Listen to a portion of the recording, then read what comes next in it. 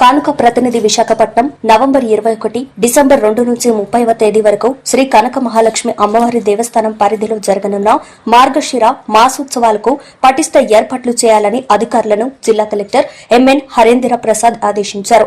గురువారం సాయంత్రం collectorate meeting హాల్లో జరిగిన సమన్వయ కమిటీ సమావేశంలో పలు అంశాలపై ఆయన మార్గదర్శకాలు జారీ చేశారు. భక్తులకు ఎలాంటి ఇబ్బందులు కలగకుండా ప్రత్యేక ప్రణాళికతో చర్యలు చేపట్టాలని, ఉత్సవాలను విజయవంతంగా నిర్వహించాలని పేర్కొన్నారు. పోలీస్ బందోబస్తు ఏర్పాటు చేయాలని, ట్రాఫిక్ నియంత్రణ చర్యలు చేపట్టాలని, వాహనాలకు పార్కింగ్ సదుపాయం కల్పించాలని సూచించారు. చైన్ స్నాచింగ్లు, ఇతర దొంగతనాలు జరగకుండా అప్రమత్తంగా ఉండాలని చెప్పారు. ప్రతి గురువారం ఏవిఎన్ కళాశాల దిగువ నుంచి వాహనాలు దారి మళ్లించుట, శుక్ర శనివారాల్లో టౌన్ కొత్త రోడ్ నుంచి మెయిన్ రోడ్ వరకు ట్రాఫిక్ మళ్లించాలని పోలీస్ శాఖ అధికారులకు సూచించారు. భక్తులకు అసౌకర్యం కలగకుండా సరిపడా క్యూ లైన్లు, మంచినీటి సదుపాయం, వైద్య శిబిరాలు ఏర్పాటు చేయాలన్నారు. విద్యుత్ సరఫరాలో అంతరాయం లేకుండా చూసుకోవాలని, పారిశుద్ధ్య చర్యలు చేపట్టాలని, ఎక్కడికక్కడ డస్ట్బిన్లు ఏర్పాటు చేయాలని పేర్కొన్నారు. పోలీస్ శాఖ సూచనల మేరకు అవసరమైన ప్రాంతాల్లో సీసీ కెమెరాలు అమర్చాలని ఆలయ అధికారులను ఆదేశించారు. నిత్య అన్నదానం, ప్రసాదం కౌంటర్, క్యూ లైన్ల వద్ద సరిపడా సిబ్బందిని అందుబాటులో ఉంచాలని, భక్తులకు ఎలాంటి ఇబ్బందులు కలగకుండా పటిష్ట చర్యలు చేపట్టాలని కలెక్టర్ సూచించారు.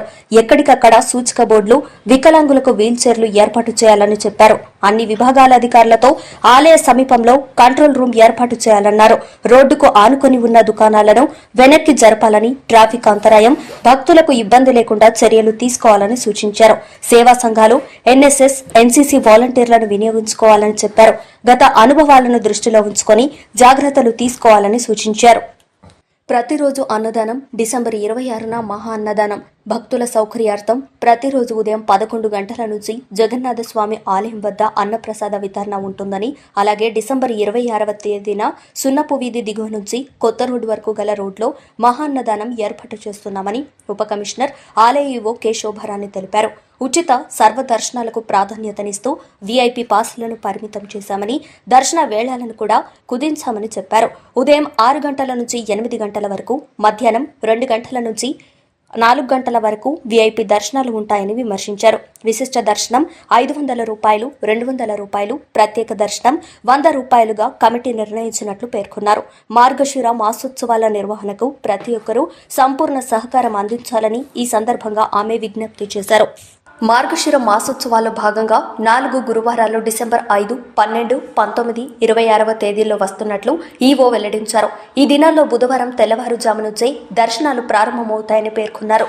సాధారణ రోజుల్లో ఉదయం 6 గంటల నుంచి 11:30, మధ్యాహ్నం 12 గంటల నుంచి సాయంత్రం 5:30 వరకు, రాత్రి 7 గంటల నుండి 9 గంటల వరకు సర్వదర్శనం ఉంటుందని చెప్పారు. భక్తులు ఈ వేళల్లో అమ్మవారిని దర్శించుకోవాలని సూచించారు. త్రికాల సమయాల్లో అభిషేకాలు జరుగుతాయని వెల్లడించారు. కార్యక్రమంలో ఉప కమిషనర్, ఆలయ ఈవో కె శోభారాణి, సహాయక ఈవో టి అన్నపూర్ణ, కార్యనిర్వాహక అధికారి సిహెచ్వి రమణ, సహాయక ఈవో తిరుమల్లేశ్వరరావు, అధికారులు, వివిధ విభాగాల జిల్లా స్థాయి అధికారులు, కమిటీ సభ్యులు తదితరులు పాల్గొన్నారు.